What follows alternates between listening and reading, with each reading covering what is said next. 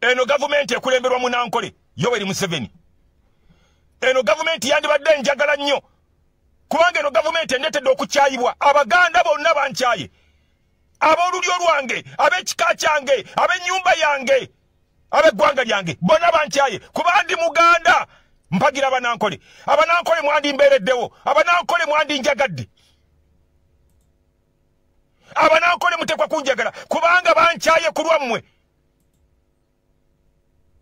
Sengaze ndi bulungi nnyo, bempagira bali mu gavumenti tewali ke bampa.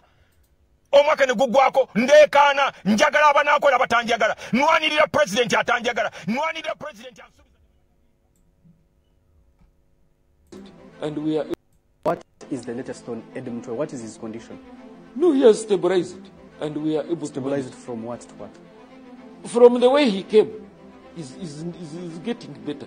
Do you feel overburdened that the other security organs do the bad work and then throw Well, the rest to let you? me do my job. I am not a spokesman. Once they give them their money, the Parliament of Uganda that I know, once they give them their money and call them at State House for a movement caucus, they can amend the Bible and say Jesus was not a son of God. It was Muhammad who was a son of God, and therefore from today henceforth, where they say Jesus, it will be Muhammad. Parliament of Uganda, I know it. Banirizaako basebo ne bannyabo buli omu gy'osinziira okubeera ng'otugoberera abali mu bitundu by'ensi eby'enjawulo.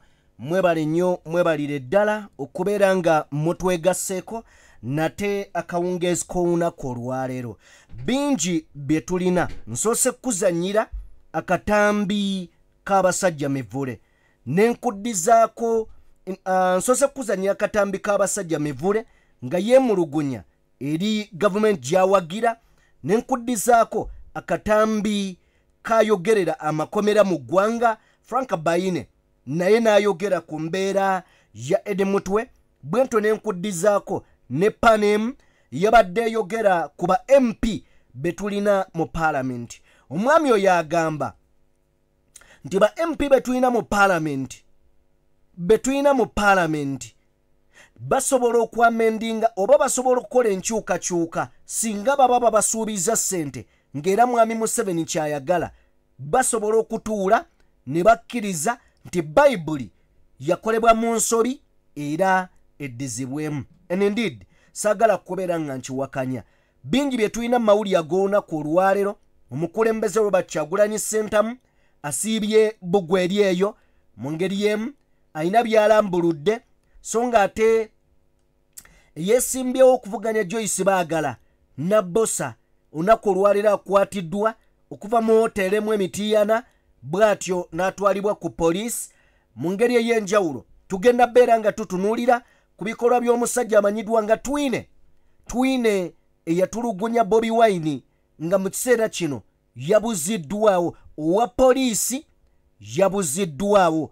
Enteekateeka nnyingi zenna olunaku olwaleero. Kanzije then ate tweyongereyo.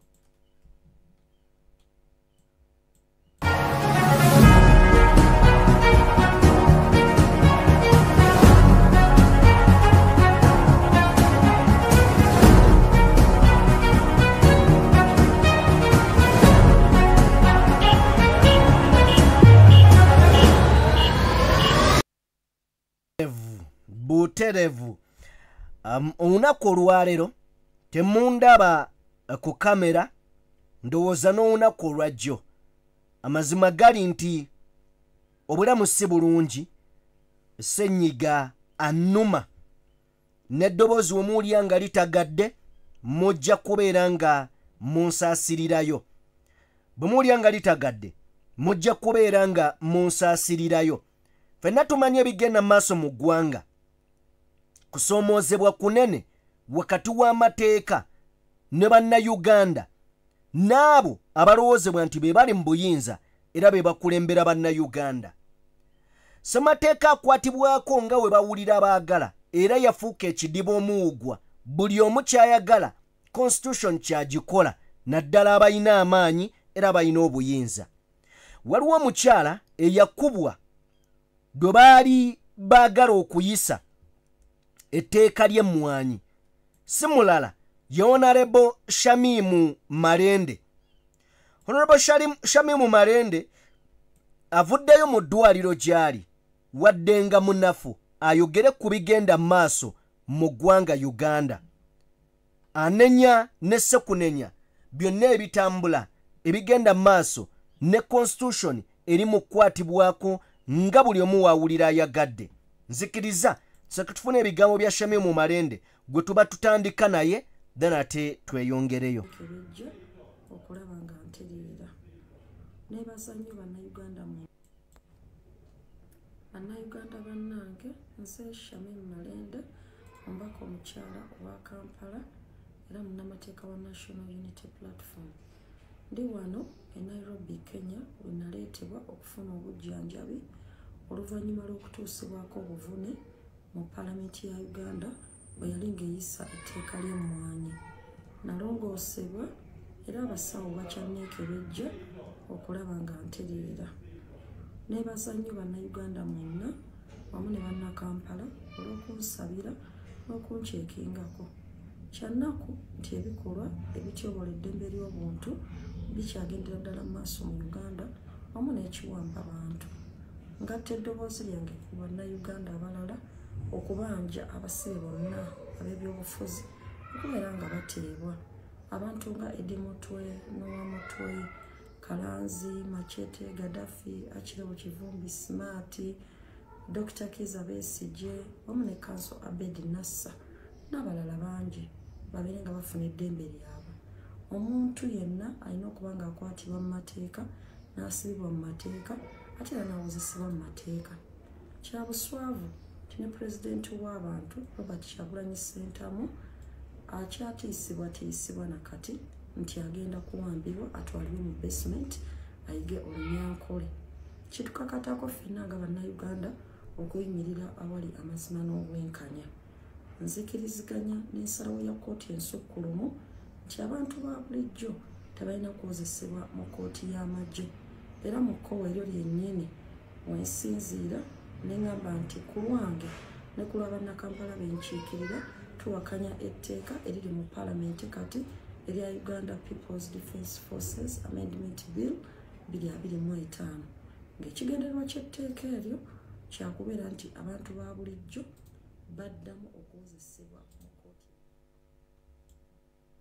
Alright, oyo ye mubaka Shamimu Marende bw'atyo bw'agenze maaso n'okubeera nga atunnyonnyola. Twongere okusabira Shamimu Marende. Shamimu Marende yakubwa emisambagere mu Paalamenti abasajja abaali babagalidde aba abagambibwa okubeera ab'ebyokwerinda ng'awakanya etteeka ly'emmwanyi okubeera nga baliyisa okunyigiriza omulimi w'emmwanyi. Gwalengera ku screen ye mukulu amanyiddwa nga Frank Baine. Frank Baine yavuddeyo bw'atyo n'ategeeza eggwanga nti okusinziira ku basibe abali mu makomera ga Uganda tebalina mmere ya kubaliisa era tebakyalina busobozi busobola kukuuma basibe bano. Frank Baine okusinziira ku kiwandiiko kye tulina wano, omwogezi w'amakomera ga Uganda agambye nti balina abasibe abasingiddwa emisango. Abasibe bano bali 3,972 abasingisiddwa emisango 3,3972 n'abasibe abali ku alimanda. Kitegeeza bano tebannaba kusalirwa misango. Bali 3,3972 abo bo basingisibwa emisango era bali ku misango gyabwe. Kakati abali ku alimanda bali abasibe 4,11310. Bano abasibe be bali ku alimanda. N'abasibe abagambibwa n'abasibwe abasibe abagambibwa bano bali 585. Omukulu ono alajanye agamba nti obusobozi bwe balina obutongole bw'abasibe emitwalo 2,200. Wulira, amakomera ga Uganda galina obusobozi bw'abasibe emitwalo 2,200. Naye okusinziira ku Frank Baine kiraga nti Uganda eyina abantu emitwalo 8,367. Emitwalo 8,367. Tuwagera ku komera eryalina okubeeramu abasibe emitwalo 2,200. Kakati ekiri fane waliwo abasibe emitwalo 5,967 bali mu komera mu bumenyi bw'amateeka. Kiki entegeeza obumenyi bw'amateeka? Bw'okwata emitwalo 8 egirina okubeera emitwalo 2,200, emitwalo 2,200 egirina okubeera mu makomera ga Uganda gonna. Ennamba eno yalinnya eri mitwalo 8,360. Ekitegeeza nti amakomera oba abasibe abali mu makomera beefuutiise muntu ku muntu okutuuka nga balina okubeeramu emitwalo 2,100. Bayisaamu waliwo excess ya mitwalo 5,900 abasibe benyize muntu ku muntu. Mbadde ntunulya omukutu gwa Wikipedia nga gutugamba wano. Wikipedia yeegamba nti Uganda erina amakomera 254 oba 254. Wabula ku bano abasibe tubala oba twogera ku kubala okwasembayo mu January wa 2025. Abasibe yo Wikipedia egamba nti Uganda abasibe balina okubeera mu makomera gano 254 mwana balina beerayo emitwalo 236. Kyokka abaliyo olwaleero bali emitwalo 7,563. Kitegeeza abasibe emitwalo 5,575 bano baliyo mujjuzo. Already amakomera gajjula. Kakati bano abalala babanyigayo bunyizi. Kati okuba mu akafaananyi awo abaana abali mu makomera na buli lunaku kye bagamba bazimba amakomera. Naye kiri fane Uganda egamba okuzimba amakomera niye abanoonyereza ku misango be bakyasinza okufuna essente entono. Kitegeeza buli lunaku tugenda kufuna abantu abali mu makomera naye nga tebawulirizibwa misango gyabwe kufuluma. Kino kijja kitya? Singa abaddewo abanoonyereza ku misango ng'omusango basobola ogukolako investigations ne guggwa oyo ne bamuta oba ne bamusiba, naye abantu bangi tebalina misango bali mu makomera naye nga bagamba tetufunanga bujulizi, simanya tunoonya bujulizi n'ebiringa ebyo. Kakati wano wojjira nga tetunaba kubeera nga tuva ku Frank Baine ono. Frank Baine mu katambi kenjagala okubeera nga nkuzanyira. What is his condition? No, he has stabilized it, and we are able to Stabilize it from what to what? From the way he came. What is the latest on Edem Mtwe? What is his condition? No, he has stabilized it, and we are able Stabilize to it from what to what? From the way he came, is getting better. Do you feel overburdened that the other security organs do the bad work and then throw Well, the rest to let you? me do my job. I am not a spokesperson of those organizations. Yeah, but I'm saying, do you feel that you're I'm overburdened? not an expert in how they are doing. As long as me, as prisons, we are able to fulfill our mandate. My guest is a spokesperson of the Uganda prisons, Senior Commissioner of Prisons, Frank Baine. Oyo gw'owulidde ye Frank Baine gwenva okunnyonnyolako wali ng'agamba nti amakomera gajjudde nnyo mu kujjula tebalina na ssente ziriisa basibe be balina. Uganda amakomera batugamba nti galina okubeeramu gonna amakomera 254 galina okubeeramu abasibe 2,212 we tuwogerera galimu abasibe 8,367 kyokka kijjukire nti guno gwe muwendo gwe batuwa waliwo abasibe be batatubuulira.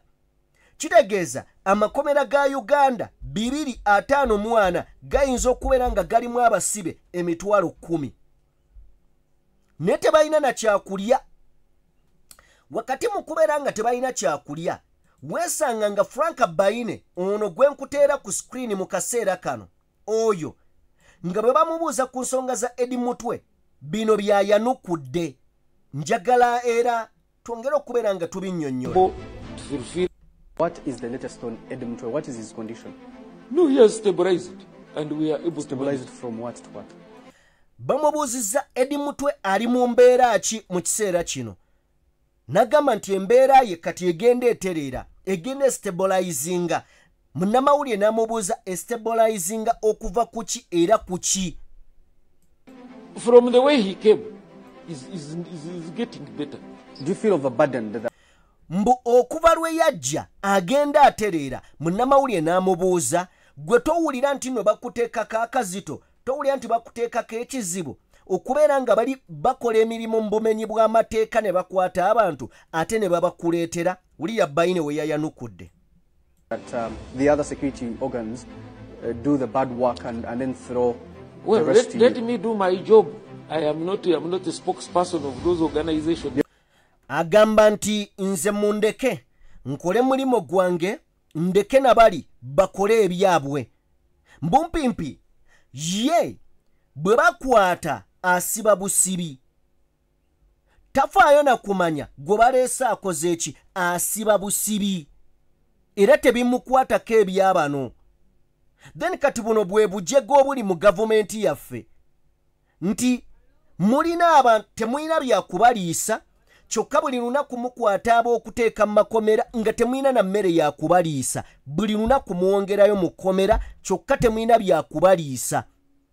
Be muteekayo tebalina misango naye olw'okuba bayingirira entebe yammwe muwulira nga ekyo tekibamalira. But I'm saying, do you feel that I you're am overburdened? not an expert in how they are doing. As long as me, as prisons, we are able to fulfill our mandate. My guest Agamba nti tebimukwatako bali bwe bakola mirimo gyabwe kasita ye atuukiriza mandeeti ye ey'okuggalira. Okitegedde? Ey'okuggalira. Beebo abali mu buyinza b'eggwanga lino Uganda. Naye tugirewo ddala ne gana amawulire tusobole okubeera nga tweyongerayo. Omwami ono namukuwaddeko olunaku lwabadde lwaggulu. Omwami oyo gwolengera ku screen bamuyita Twine. Twine musirikale wa poliisi. Twine musirikale wa poliisi. Wabula ajjukirwa nnyo era nga talyerabirwa nga bwe yavaayo n'atulugunya Robert Kyagulanyi Ssentamu mu biseera ebya 2021 mu campaign 2020. Omukulu oyo okusinziira ku mawulire agagenda maaso ge twongera okubeera nga tufuna gagamba nti ono yabula ku poliisi. Bwabula ku poliisi yakeera najja ku mulimo ng'ayitiddwa bakama be, yasamoningibwa bakama be. Bw'ayitibwa ku bakama be ng'omusirikale omulungi n'akwata ekkubo agende e Naggulu. Bw'atuuka e Naggulu bamuyita mu ofiisi y'omukulu abatwala IGP era n'ayolekera waggulu ku kizimbe. Bw'atuuka mu ofiisi kigambibwa nti waliwo abasirikale 3 bano nga bava mu kye batuuma anti-sister joint anti-sister joint operation bitongole ebyegattira awamu okola emirimu egy'enjawulo mu by'okwerinda era ne bamufulumya ekizimbe bamufulumya taddangamu kubeera ng'alabika musirikale wa poliisi gw'olengera ku screen ku ddakiika eno. Mukyala we yafolowinga ensonga zino najja ku poliisi wabula ng'emmotoka ye weeri olwaleero ziweze ennaku 5 ng'omusirikale ono talabikako yabuzibwawo naye nga yaggyibwa ku poliisi enaggulu. Tugenza okukola ku research nga si yasoose okubula waliwo abasirikale abazze babula ng'era embuzibwawo yaabwe oluusi bayitibwa.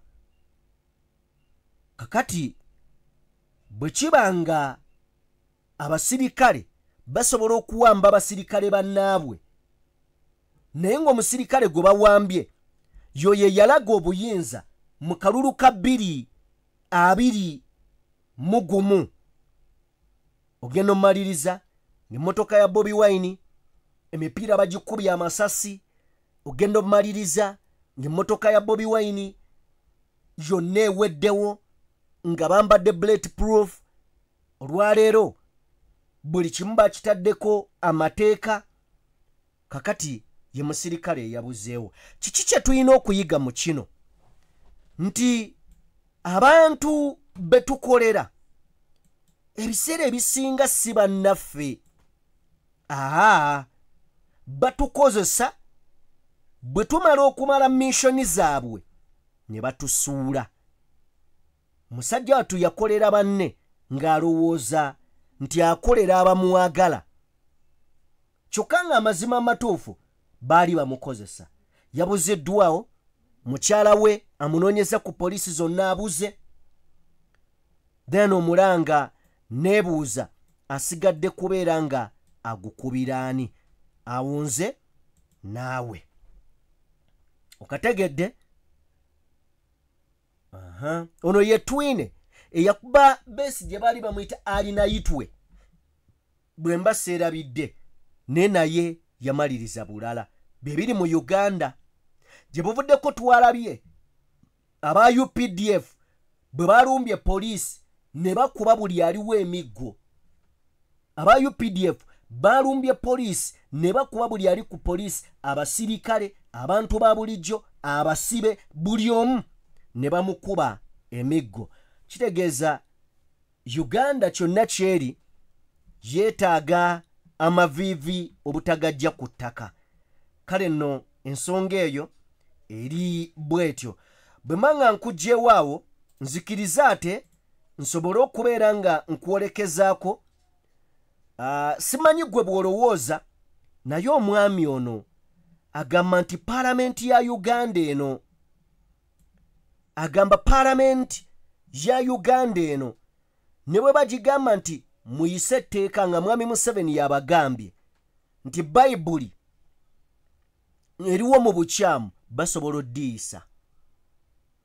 Kino ffenna tukikkiriza okuggyako omubuyabuya omutooletoola oba omuzoole w'obwongo yayinza okukkiririza mu paalamenti eriwo, wabula abamu tulowooza nti eno paalamenti kisassalala, not because nti tugi disrespectinga, no, wabula twogera okusinziira ku by'ekisiru bye bakolerayo nti ffe twabasindika mu paalamenti naye bye bateesa kunyweza kwa mwami Museveni kubeera mu buyinza. Njagala tuwulirize obubaka buno then gye tuba tuva ate oba oli awo tweyongereyo mu bigambo ebirala. The Parliament of Uganda that I know, once they give them their money and call them at State House for a movement caucus, they can amend the Bible and say Jesus was not a son of God, it was Muhammad who was the son of God, and therefore from today henceforth, where they say Jesus, it will be Muhammad. Parliament of Uganda, I know it. And it will pass early in the morning. I can give you an example.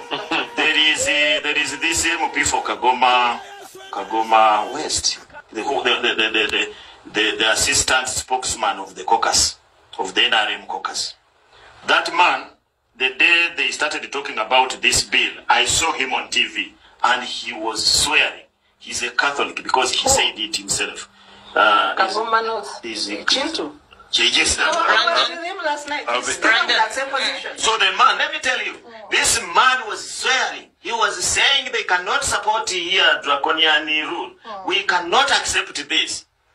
I will tell you, maybe you need to listen to him carefully. I heard him on CBS the other day, and he was saying that this bill is very nice. In fact, if you use it, and unfortunately he used a girl, that if you use the words in that bill to quote a girl, it will take you a few minutes. You will have won that girl. I said, look at this man. What's wrong? This is an honorable member of parliament. I am not sure whether he has even read the bill, because as you have said, the bill is voluminous. It is. 80 clauses is not something small that you will understand in a few minutes, and you start saying it is very good. Then I have watched a few committee interactions, and I have seen people who are just sugarcoating. You see them, including the likes of Katuntu and others. They are saying, now you know, creating some sort of debate, but saying in all the thing is very good. All right. Omukulu omuwulidde ate nga nzikiriza eno parliament gye tulina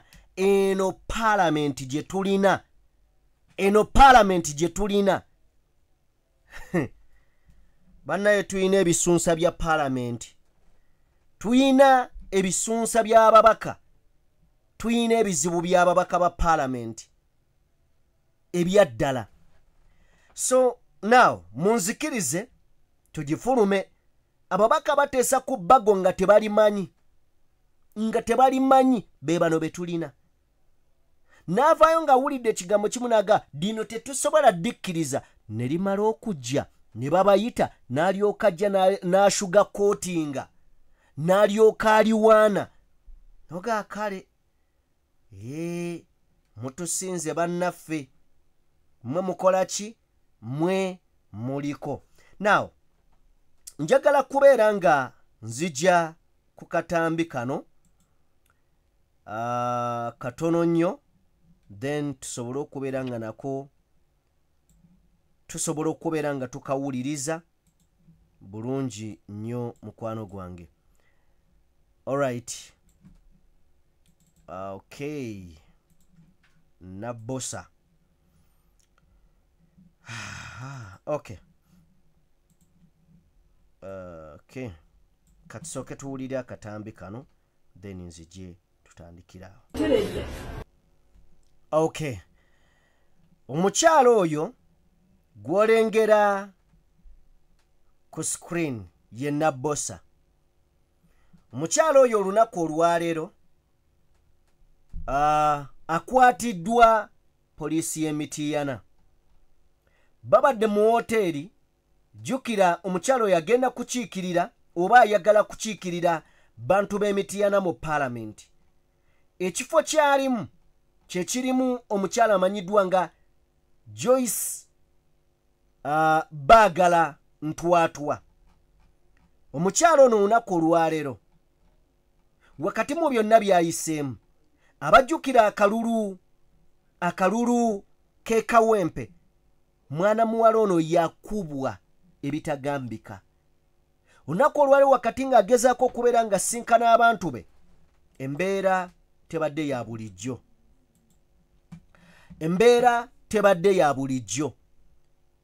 Era akwatiddwa n'ateekebwa ku kabangali ya poliisi, bw'atyo n'atwalibwa olunaku olwaleero. Kyonna ekiri sayidi zeeyo kikulu. Nkiddamu, bw'ogenda ovuganya ewa Mathias Mpuuga bwe batakwata obuzibwawo oba gibeera miggo. Emitiana Joyce baagala ntwatwa naye afuuse muzibu wa kuvuganya. Ate nga Joyce ne Mathias Mpuuga bali bati beekutte. So Nabbosa n'olunaku olwaleero akwatiddwa. Ye politics aliwo ensangi zino ebintu si byangu bizibu. Ne mu opposition mwennyini wali abaakola obukundi bwabwe nga b'amaanyi era tebagambikako, nga b'amaanyi ebyaddala. So ndowooza tusooke tukole bwe tuti, then ate oluvannyuma nkomewo tusobole okubaako bye twongera okubeera nga tugaayagaayamu era nga tutunulanunulamu. Kanzigalewo n'akatambi k'omusajja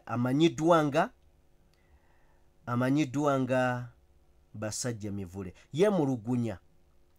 Basajja Mivule agamba nti awagidde gavumenti eno n'omutima gwe gwonna, agiwagidde n'ebirowoozo bye, naye emulabye buweereere.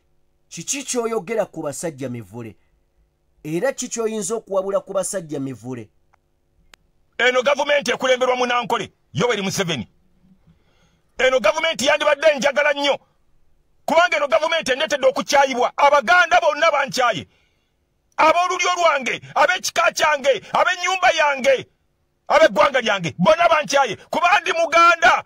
Mpagira Abanankole. Abanankole mwandi mbeereddewo, Abanankole mwandi njagadde, Abanankole mutekwa kunjagala kubanga bankyaye ku lwammwe. Sengaze ndi bulungi nnyo, bempagira bye bali mu gavumenti tewali ke bampa. Omwaka ne guggwako ndeekaana njagala Abanankole abatanjagala, nwanirira pulezidenti atanjagala, nwanirira pulezidenti ansuubiza ne batabimpa. Nze nakola ki? Ne musasula amabanja ga mubajje bilioni 14. Omusajja yatunda omuzigiti ne batunda faamu essembabule ne mubaliirira bilioni 14 baziteke mu bajeti banunule mubajje balime kutwala muzigiti. Nze nenzija mu State House, Museveni n'abaako byampa ne mugaana okubimpa. Tugenda mu State House, Museveni bwakuwa baasi bakuwako mipiira, bwakuwa ennyumba bakuwako toilet. Ffe twabakola ki? Kiki kye twabakoledde nga tubateereddewo omubiri, nga tubaagadde? Abasajja abali mu Nuupu bapulaninga kujjako gavumenti ne mubawa milioni 15,700 buli mwaka. Basiba ku nnyonyi nga bagenda mawanga g'abazungu bagamba Museveni temuwa ssente. Basajja Mivule najja mu State House abalwanirira, abawolereza, asaabulula obulimba bwonna. Ntaddemu ssente zange mu Museveni mutaddemu ssente empitirivu. Amafuta gange, emipiira gy'emmotoka nzengula, brakes bwe ziggwako zange, batule bwe ggwako yange, shokabuze bwe ziggwako nzengula, services eggwako nzengula, nze nsasula buli kantu konna ku mmotoka yange nga ngenda ku buli TV ku buli radio okulwanirira President Museveni. Tewali kantu konna ke bampa. Museveni nze mubanja tewali ke mumpa. Ne mu State House mwami Museveni sente ze yansuubiza nazo ne mugaana okuzimpa. Twabakola ki? Mutubulire nti temutwagala, tugende gye batwagala, tetujja kubeesibako. Mwandi tubeeredde okubanga abantu bonna batukyaye ku lwammwe. Tewali we nsobola kugenda bwe bannyamba. Abantu bonna wano mu Buganda bafuuse balabe bange tebanjagala ku lwammwe, ate nammwe ne mutambeererawo. Why don't you appreciate what I have done for you? You ought to be thankful. Eno gavumenti ekulemberwa Munankole